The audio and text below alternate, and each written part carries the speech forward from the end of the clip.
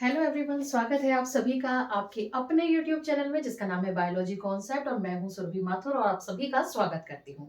बच्चों, इससे पिछले वीडियो लेक्चर में हम लोगों ने पढ़ा था प्रोकैरियोटिक सेल के बारे में और उससे पहले मैंने जस्ट एक इंट्रोडक्शन दिया था, एक लेक्चर था सेल थ्योरी के बारे में।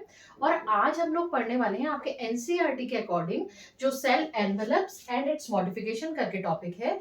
बेसिकली बेटा इसमें हम लोग क्या करेंगे, आज जो प्रोकैरियोटिक सेल के एग्जांपल जैसे मैंने पिछले वीडियो लेक्चर में आपको बताए थे कि एक तो बैक्टीरिया है, साइनोबैक्टीरिया है, तो आज हम लोग उसी को डिटेल में पढ़ेंगे। यहाँ पर से बहुत सारे क्वेश्चन पूछे जाते हैं नीट में भी और क्लास 11 के लिए तो बहुत इंपॉर्टेंट है। लेकिन वीडियो शुरू करने से पहले आप सभी से ये रिक्वेस्ट है कि अगर आपको वीडियो पसंद आता है तो प्लीज इसको ज्यादा से ज्यादा लाइक करिए, शेयर करिए और चैनल को सब्सक्राइब करने में कोई कंजूसी नहीं, ठीक है। अब हम शुरू करते हैं ये मजेदार इंटरेस्टिंग सा टॉपिक। तो चलो देखो बेटा, बैक्टीरियल सेल की जब हम बात करते हैं ना तो इसमें हम लोग पढ़ेंगे स्ट्रक्चर, स्ट्रक्चर प्लस उन स्ट्रक्चर के क्या क्या फंक्शंस हैं। तो बच्चा सबसे पहले बैक्टीरियल सेल में सबसे बाहर की तरफ जो ये रेड कलर के मार्कर से मैं आपको बना रही हूँ, ये क्या है बेटा? ये है ग्लाइकोकैलिक्स। इसको मैं थोड़ा सा मोटा बनाती हूँ। ये क्या होता है? थोड़ा मोटा होता है, अच्छा खासा, ठीक है। ये मैंने डबल लेयर का बना दिया और अभी इसमें थोड़ी लाइनिंग कर दूंगी। ये देखो इस तरह से लाइनिंग कर रही हूँ। ये क्या कहलाता है बेटा? ये कहलाता है ग्लाइकोकैलिक्स। ये ग्लाइकोकैलिक्स है। ये पूरा बना देती हूँ, लहरिया सा बन जाएगा ये। ताकि ये इसलिए बना रही हूँ ताकि आपको ये डिफरेंशिएट हो सके कि और कौन कौन सी लेयर्स इसमें मिलती है। तो आउटर मोस्ट लेयर जो है वो कहलाती है ग्लाइकोकैलिक्स। अब यहाँ पर से कई सारे क्वेश्चन पूछे जाते हैं, किस तरीके से समझो। सबसे पहला क्वेश्चन पूछा जाता है कि ग्लाइकोकैलिक्स जो है ये बना काय का होता है। तो देखो वर्ड पर जाओ बच्चा। ग्लाइको वर्ड से मतलब क्या निकल रहा है, आप क्या समझ सकते हो? ग्लाइको का मतलब हो रहा है कि कार्बोहाइड्रेट का बना होगा, है ना। तो हम यहाँ क्या लिख देंगे? कार्बोहाइड्रेट का बना होगा, है ना। एक क्वेश्चन ये हुआ। दूसरी बात आती है भाई कौन सा कार्बोहाइड्रेट? कार्बोहाइड्रेट तो बहुत सारे होते हैं, तो उसमें पर्टिकुलरली आप आएंगे किस पे? पॉलीसैकेराइड्स पर, पॉलीसैकेराइड्स, ठीक है। अब आप बोलोगे पॉलीसेकेराइड्स भी बहुत सारे होते हैं भाई, कौन से वाला पॉलीसेकेराइड? तो हम लिख देंगे कि इसमें दो सब्सटेंस ज्यादा होते हैं। वो क्या के ज्यादा होते हैं? एक तो होता है डेक्सट्रेंस और दूसरा होता है लेवेंस, ठीक है। ये दो चीजें इसमें ज्यादा होती हैं। आउटर मोस्ट लेयर क्या कहला रही है? ग्लाइकोकैलिक्स, जो ग्लाइको का मतलब कार्बोहाइड्रेट, कार्बोहाइड्रेट में भी पर्टिकुलरली पॉलीसेकेराइड्स और उसमें भी कौन कौन से? डेक्सट्रेंस और लेवेंस, ठीक है।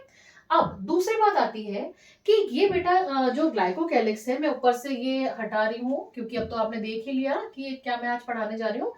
तो जो ग्लाइकोकैलिक्स है, ये ग्लाइकोकैलिक्स अगर थिन लेयर के फॉर्म में होता है तो हम इसको क्या कह देते हैं? तो हम इसको कह देते हैं स्लाइम लेयर, ठीक है। और अगर ये मोटा ताजा होता है, अच्छा खासा मोटा होता है, थिक होता है, तो उसको हम क्या कह देते हैं? कैप्सूल, ठीक है। अब फिर एक बात, वो बैक्टीरिया जिनमें कि ये कैप्सूल प्रेजेंट होगा, वो बैक्टीरिया क्या कहलाते हैं? एनकैप्सुलेटेड। किसमें? अगर कैप्सूल प्रेजेंट है बैक्टीरिया में तो हम ऐसे बैक्टीरिया को क्या कह देंगे? एनकैप्सुलेटेड। और अगर कैप्सूल एब्सेंट है तो हम क्या कह देंगे? ई कैप्सुलेटेड, ठीक। समझ में आ गई यहां तक बात? आउटर मोस्ट लेयर की बात हमने करी। अब आगे चलते हैं। अब हम लेते हैं दूसरा मार्कर और उससे बनाते हैं दूसरी लेयर।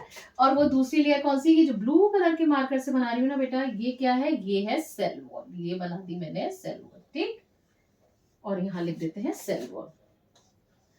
अब ये सेल वॉल भी किसकी बनी होती है? कार्बोहाइड्रेट, प्रोटीन, लिपिड्स, फास्फोरस, ये सब होते हैं, लेकिन हाँ सेल्यूलोज नहीं होता, ये बात ध्यान रखना। तो फिर ये जो सेल वॉल होती है, यहाँ पर से क्या क्वेश्चन पूछा जाता है कि जो बच्चों इसमें सेल वॉल होती है वो बहुत रिजिड होती है, बहुत हार्ड होती है। तो उसका रीजन क्या होता है? किस केमिकल सब्सटेंस की वजह से वो हार्ड होती है, ये क्वेश्चन पूछा जाता है। तो वहां आपको नाम याद रखना है किसका? पेप्टाइडोग्लाइकेन, पेप्टाइडोग्लाइकेन, ठीक। अब ये पेप्टाइडोग्लाइकेन जो है वो दो मॉलिक्यूल से मिलकर बनता है, दो तरह के मॉलिक्यूल से मिलकर बनता है। कौन कौन से? एक तो होता है, नाम बहुत अच्छे से याद रखना, एन एसिटाइल ग्लूकोसामीन। थोड़ा सा पढ़ने में मुश्किल लगेगा लेकिन दो चार बार पढ़ोगे तो बस आदत हो जाएगी। शॉर्ट ट्रिक भी बताऊंगी इसकी क्या है। एन एसिटाइल ग्लूकोसामीन और एन एसिटाइल म्यूरामिक एसिड, ठीक है। दो केमिकल से मिलकर बनता है peptidoglycan and acetyl glucosamine. Glucosamine आ रहा है, इसकी शॉर्ट ट्रिक हो गई GA, ठीक है। एन एसिटाइल म्यूरामिक एसिड आ रहा है, म्यूरामिक आ रहा है, तो इसकी शॉर्ट ट्रिक हो गई MA, यानी कि GA प्लस MA यानी गामा। गामा याद रख लो या मागा याद रख लो, एक ही बात है। तो ये किससे मिलकर बनता है, ये दोनों मिलकर क्या बनाते हैं, पेप्टाइडोग्लाइकेन, ठीक है। यहाँ पर से क्वेश्चन आता है, ये चीज ध्यान रखना। अब आ जाओ अंदर, और अंदर आ जाओ। अब बनाते हैं हम ब्लैक मार्कर से। अब सेल वॉल से अंदर की तरफ जो होती है ना बेटा, वो उस मेम्ब्रेन को हम क्या कहते हैं, प्लाज्मा मेम्ब्रेन। ये बना दी प्लाज्मा मेम्ब्रेन। इसको लिख दो क्या, PM लिख दो, PM से कुछ और तो नहीं समझोगे, चलो लिख देती हूँ, प्लाज्मा मेम्ब्रेन। अब प्लाज्मा मेम्ब्रेन बोलो, सेल मेम्ब्रेन बोलो या प्लाज्मा लिमा बोलो, एक ही बात है। अब ये किसकी बनी होती है, इसको भी समझ लेते हैं। ये बनी होती है बेटा लाइपोप्रोटीन। लाइपोप्रोटीन कह रही हूं, इसका मतलब क्या समझ में आ रहा है कि किस क्या क्या चीजें होंगी इसमें, इसमें होंगे लिपिड और प्रोटीन, ठीक, क्लियर हो गई बात। अब ये जो प्लाज्मा मेम्ब्रेन होती है, ये बच्चों सेलेक्टिवली परमेबल होती है।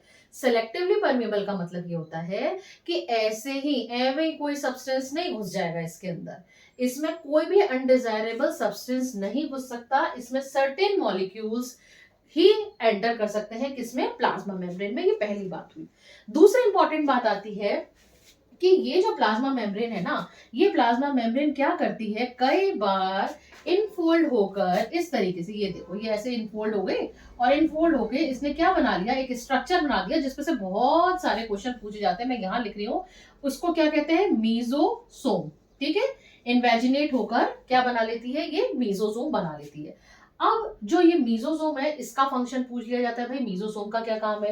तो बच्चों मीजोसोम जो है ना, बेसिकली जैसे यूकैरियोटिक सेल की अगर हम बात करें, तो वहां तो क्या होता है, माइटोकॉन्ड्रिया होता है, वहां माइटोकॉन्ड्रिया में क्रेब साइकिल चलती है, तो अच्छे खासे यूकैरियोटिक ऑर्गेनिज्म सांस लेते लेते। अब ये बेचारा कहाँ से सांस ले, तो इसके लिए रेस्पिरेशन करने के लिए एंजाइम कहाँ से आएंगे, वो इसकी सरफेस पर प्रेजेंट होते हैं। किसकी सरफेस पर, मीजोसोम्स की सरफेस पर। पहला काम हुआ रेस्पिरेशन।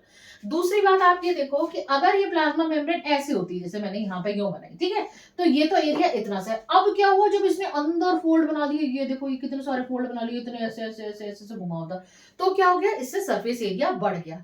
तो दूसरा इसका काम क्या हो गया, सरफेस एरिया बढ़ाना। तीसरा क्या होता है, अब सरफेस एरिया बढ़ने से क्या फायदा होगा, भाई सरफेस एरिया ज्यादा होगा तो एंजाइम क्या करेगी, ज्यादा सिक्रीट करेगी। अब उसकी वैरायटी भी बढ़ जाएगी एंजाइम सिक्रीट करने की। वैरायटी से क्या मतलब हुआ, वैरायटी से मतलब हुआ कि एक तो मैंने बताया आपको रेस्पिरेशन से रिलेटेड एंजाइम सिक्रीट करेगी, दूसरा क्या है, सेल वॉल जस्ट इसके बाहर ही है, तो सेल वॉल को बनाने के लिए जो एंजाइम रेस्पॉन्सिबल होते हैं वो भी कहां सिक्रीट होते हैं, मीजोसोम्स में।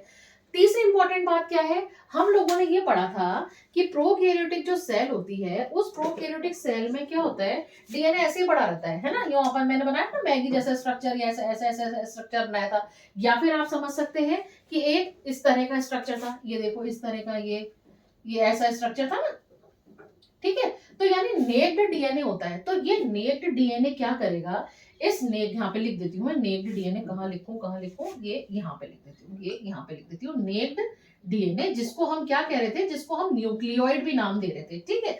अब ये डीएनए रेप्लिकेट तो करेगा ना, तो रेप्लिकेट करने के लिए भी इसको एंजाइम चाहिए, तो वो एंजाइम कहाँ से मिलेंगे, वो एंजाइम इसको कौन प्रोवाइड करवाएगा, मीजोसोम प्रोवाइड करवाएगा। इसका जब भी रेप्लिकेशन करने का मन होगा, ये मीजोसोम से चिपक जाएगा और यहाँ पे इसको एंजाइम मिल जाएंगे और ये रेप्लिकेट कर जाएगा, ठीक है। अब तो यानी हमने 4 स्ट्रक्चर पढ़ लिया अब तक, क्या क्या, एक तो पढ़ लिया ग्लाइकोकैलिक्स, दूसरा हमने पढ़ लिया सेल वॉल, फिर उसके बाद हमने पढ़ लिया प्लाज्मा मेम्ब्रेन, ठीक है। अब इसके बाद हमने देख लिया चौथा स्ट्रक्चर मीजोसोम, और पांचवा स्ट्रक्चर क्या आ गया हमारे पास, न्यूक्लियोइड, या जिसको हम नेक्ड डीएनए या हम जिसको सर्कुलर डीएनए कह रहे हैं। अब बच्चा होता क्या है कि ये जो नेक्ड डीएनए है, इस नेक्ड डीएनए के अलावा भी बैक्टीरिया में कुछ स्फेरिकल ऐसे स्ट्रक्चर मिलते हैं जिनको हम क्या कहते हैं, जो एक्स्ट्रा क्रोमोसोमल होते हैं, और इन स्ट्रक्चर को हम क्या कह देते हैं, प्लाज्मिड कह देते हैं, ठीक है। और ये प्लाज्मिड क्या कर रहे थे, ये प्लाज्मिड बैक्टीरिया को कुछ एंटीबायोटिक्स के प्रति रेजिस्टेंट बना रहे थे, प्लस ये कुछ फिनोटिपिक कैरेक्टर शो करने के लिए रेस्पॉन्सिबल है। तो ये क्या है, क्रोमोसोम्स के अलावा जो डीएनए होगा उसको हम क्या कह देंगे, प्लाज्मिड कह देंगे, ठीक। अब बच्चा होगा क्या कि ये जो डीएनए है ये रेप्लिकेट करता है, इसके अलावा इस डीएनए से क्या बन सकता है, एक मैसेंजर आरएनए भी बन सकता है और प्रोसेस क्या कहलाएगी, ट्रांसक्रिप्शन। अब इस मैसेंजर आरएनए पर कई सारे क्या होते हैं, राइबोसोम्स लगे हुए होते हैं, ठीक है। अब बताओ कि जब ये मैसेंजर आरएनए, वो मैसेंजर आरएनए जिसमें बहुत सारे राइबोसोम्स एक लाइन में लगे हों, तो उसको क्या कहते हैं, हम उसको हम कहते हैं पॉलीराइबोसोम्स। यानी कि इस बैक्टीरियल सेल्स में क्या प्रेजेंट होते हैं, राइबोसोम्स भी प्रेजेंट होते हैं। और वो राइबोसोम्स किस तरह के होते हैं, वो राइबोसोम होते हैं 70S जिसकी 2 सब यूनिट होती हैं, 50S और 30S। और राइबोसोम का काम क्या होता है, राइबोसोम का काम होता है प्रोटीन सिंथेसिस करना। तो यानी इस डीएनए से क्या बना, मैसेंजर आरएनए। मैसेंजर आरएनए बनने की प्रोसेस क्या कहलाएगी, ट्रांसक्रिप्शन। और यहाँ पर क्या होगा, इस मैसेंजर आरएनए पर जब बहुत सारे राइबोसोम्स आके जुड़ जाएंगे एक लाइन में, तो उस स्ट्रक्चर को हम क्या कह देंगे, पॉलीराइबोसोम, ठीक है। और राइबोसोम की यूनिट मैंने आपको बताई थी। यहाँ तक बात समझ में आ गई, आगे बढ़े। अब इसके अलावा क्या होता है बच्चा इसमें, अब कई बैक्टीरिया ऐसे होते हैं जिसमें कि कुछ पिगमेंट्स मिलेंगे, और वो पिगमेंट्स रखने वाले बैक्टीरिया क्या कहलाते हैं, वो कहलाते हैं फोटोसिंथेटिक बैक्टीरिया। अब इसमें जैसा कि मैंने आपको पहले भी बताया था कि कोई मेम्ब्रेन बाउंड ऑर्गेनल नहीं होता सिवाय राइबोसोम के, तो फिर इस ये पिगमेंट आखिर रखे कहाँ, तो इसके लिए क्या होगा, इसमें इसके लिए इसमें क्या मिलेंगे, थाइलेकॉइड्स। ये क्या है, थाइलेकॉइड्स। थाइलेकॉइड्स, इसमें मिलेंगे पिगमेंट्स। अब आप कहोगे मैम कौन से पिगमेंट मिलेंगे इसमें, तो बस नाम याद रखो कौन कौन सा। अब मैं थोड़ा सा इरेज कर दूं कि अगर आप कहो तो, मैं थोड़ा सा जगह बनाऊं कहाँ पे, यहाँ पे लिख दूं, यहाँ लिख देती हूँ मैं, है ना, इस दूसरे मार्कर से लिख देती हूँ। इसमें जो पिगमेंट मिलेंगे वो मिलेंगे, 2 पिगमेंट नाम याद रखने हैं, बैक्टीरियो क्लोरो, बहुत इजी है नाम याद रखना, बताती हूँ कैसे करते हैं। लिख दो, बैक्टीरिया है तो बैक्टीरियो कर दो, क्लोरोफिल है तो क्लोरोफिल लिख दो। अब कौन सा क्लोरोफिल, तो एक तो मिलेगा बैक्टीरियो क्लोरोफिल सी, और एक मिलेगा bacterio chlorophyll D, bacterio chlorophyll D, ठीक है। ये दोनों पिगमेंट्स मिलेंगे। अब जब पिगमेंट इसके पास आ गया तो ये अब क्या कर सकता है, फोटोसिंथेसिस कर सकता है। और फोटोसिंथेसिस के प्रोसेस में क्या होता है, फूड का फॉर्मेशन होता है। अब भाई फूड खाएगा तो थोड़ा स्टोर भी तो करेगा, किस फॉर्म में स्टोर करेगा, तो मैं आपको बता दूं, बैक्टीरिया अपने फूड को ग्लाइकोजन के फॉर्म में स्टोर करते हैं। तो यहाँ पे हम बना देते हैं छोटे छोटे से चिन्नी से, रेड कलर से बनाते हैं, रेड कलर से अच्छे लगेंगे, है ना। चिन्नी मिन्नी से थोड़े थोड़े से क्या बना देते हैं, ग्रेन्यूल्स बना देते हैं। इसको हम क्या कह देंगे, पॉलीग्लूकेन, पॉलीग्लूकेन, ठीक है, मॉलिक्यूल। अब जब ये कुछ काम करेगा तो इसको एनर्जी भी तो चाहिए। अब एनर्जी के लिए हम लोगों को पता है कि क्या होता है कि यूकेरियोट्स में तो क्या होती है, अच्छी खासी एटीपी बनती है वहां, यानी एटीपी बनती है एडिनोसिन ट्राइफॉस्फेट, यानी कि फॉस्फेट जो है वो रिस्पॉन्सिबल होता है एनर्जी का एक्यूमुलेशन करने के लिए। तो ठीक इसी तरीके से बैक्टीरिया में भी क्या होगा कि कुछ मॉलिक्यूल्स होंगे जो क्या करेंगे, एनर्जी को स्टोर करेंगे, एनर्जी का संचय करेंगे। उसको हम क्या कह देंगे, poly metaphosphate granule, poly metaphosphate, phosphate fate metaphosphate granule, ठीक है। और इसके अलावा कुछ और भी होते हैं मॉलिक्यूल्स जो लिपिड को स्टोर करने का काम करते हैं, जिनको हम वॉल्यूटिन मॉलिक्यूल कहते हैं। तो इन तीनों को मिलाकर के, किन तीनों को मिलाकर के, पॉलीग्लूकेन, पॉलीमेटाफॉस्फेट और वॉल्यूटिन, तीनों को मिलाकर के हम लोग क्या कह देंगे, इंक्लूजन। इंक्लूड हो रहे हैं ना अपने इसके बॉडी में, बैक्टीरिया की बॉडी में, तो हम इसको क्या कह देंगे, इंक्लूजन बॉडीज। समझ में आ गई बात, यहाँ तक कोई दिक्कत तो नहीं है, सब चीजें सिस्टमैटिक चल रही हैं। अब आ गया थोड़ा सा इरेज करने का टाइम। इरेज करना जरूरी है क्योंकि थोड़ा सा आप लोग लिख लो, एक बार मैं साइड में हो जाती हूँ, आप लोग लिख लो, है ना, लिख लो। ये समझ में आ रहा है, मैं एक बार वापस रिपीट कर रही हूँ क्या क्या चीजें हैं। ग्लाइकोकैलिक्स है आउटर मोस्ट लेयर, उससे अंदर की तरफ क्या है, उससे अंदर की तरफ है सेल वॉल, फिर है सेल मेम्ब्रेन जिसको हम प्लाज्मा मेम्ब्रेन भी कहते हैं, जो अंदर इनफोल्ड्स होकर क्या बना रही है, मेसोसोम्स बना रही है।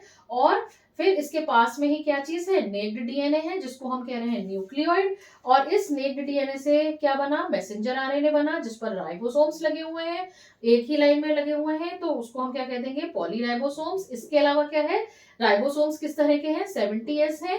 काम क्या होता है, प्रोटीन सिंथेसिस। अब अगर इसमें आपको पिगमेंट मिलेगा तो कौन सा मिलेगा, बैक्टीरियो क्लोरोफिल सी और बैक्टीरियो क्लोरोफिल डी, ठीक। ये क्या करेंगे, फोटोसिंथेसिस, फूड बनेगा किस फॉर्म में, ग्लाइकोजन के फॉर्म में, स्टोर किसके फॉर्म में होगा, पॉलीग्लूकेन मॉलिक्यूल के फॉर्म में, और जो एनर्जी मिलेगी वो किससे मिलेगी, पॉली मेटाफॉस्फेट ग्रेन्यूल से, ठीक है। और इनको मिलाकर के हम क्या कह देंगे, इनको मिलाकर के हम कह देंगे कि ये क्या हो गए है, ये इंक्लूजन बॉडीज हो गई है, ठीक। अब आ जाओ, अब मैं यहाँ पे से इरेज कर रही हूँ, और इरेज करने के बाद अब मैं क्या बनाऊंगी, थोड़ी सी मैगी बनाते हैं, है ना। मैगी नहीं बनाऊंगी बच्चा, मैं क्या बनाऊंगी, याद करो, मैंने पहले भी बताया था क्या चीज थी, वो थी फ्लैजिला, बड़ी सी फ्लैजिला, है ना। और फ्लैजिला पे से क्या क्वेश्चन पूछते हैं, फ्लैजिला पे से पूछते हैं कि फ्लैजिला में कौन सा प्रोटीन मिलता है, तो आपका आंसर क्या होना चाहिए, फ्लैजिलिन। इसके अलावा कोई छोटे छोटे छोटे छोटे ऐसे हेयर लाइक स्ट्रक्चर्स और होते हैं, जिनको हम क्या कह देते हैं, पिलाई कह देते हैं। और पिलाई में कौन सा प्रोटीन होता है, तो पिलिन प्रोटीन, मैं यहाँ लिख देती हूँ कौन सा प्रोटीन होता है, पिलिन। और इसमें कौन सा प्रोटीन होता है, फ्लैजिलिन, फ्लैजिलिन, ठीक है। अब पिलाई का काम क्या होता है, फ्लैजिला का काम तो है लोकोमोशन करना, पिलाई का काम क्या है कि किसी भी रॉक से, किसी प्लांट की सरफेस से चिपकाने का काम जो करते हैं, एडहेशन का काम जो करते हैं, वो पिलाई करती है। या फिर मान लीजिए एक डोनर बैक्टीरिया है, एक रेसिपिएंट बैक्टीरिया है, डोनर बैक्टीरिया को डीएनए देना है किसको, रेसिपिएंट को, तो जो ब्रिज बनेगा, उस ब्रिज बनाने का काम दोनों के बीच में, किन दोनों के बीच में, एक है सपोज, ये देखिए, ये मान लीजिए ये है डोनर बैक्टीरिया, ये क्या है, रेसिपिएंट बैक्टीरिया। अब इसके बीच में ये ब्रिज बना, ठीक है, ये ब्रिज बना, ये जो मार्कर है इसको ब्रिज मानो। तो ये जो ब्रिज बनाने का काम है, ये ब्रिज बनाने का काम कौन करेगा, पिलाई करेगी। तो पिलाई एक तो ब्रिज बनाने का काम करती है at the time of conjugation, और दूसरी बात, किसी भी सरफेस से एडहेशन चिपकाने का काम कौन करती है, पिलाई। और फ्लैजिला क्या करती है, लोकोमोशन का काम करती है। तो ये था हमारा बैक्टीरिया का स्ट्रक्चर। इसमें कहीं पर भी कोई भी डाउट आता हो तो आप मुझे बिल्कुल कमेंट करके पूछ सकते हैं। अगले वीडियो लेक्चर में मैं स्टार्ट करूंगी यूकेरियोटिक सेल। तब तक के लिए थैंक यू, बाय बाय। लेकिन जाने से पहले वापस आपसे रिक्वेस्ट है कि अगर आपको वीडियो पसंद आया हो तो प्लीज इसको लाइक करिए, शेयर करिए और चैनल को सब्सक्राइब करिए। Thank you very much.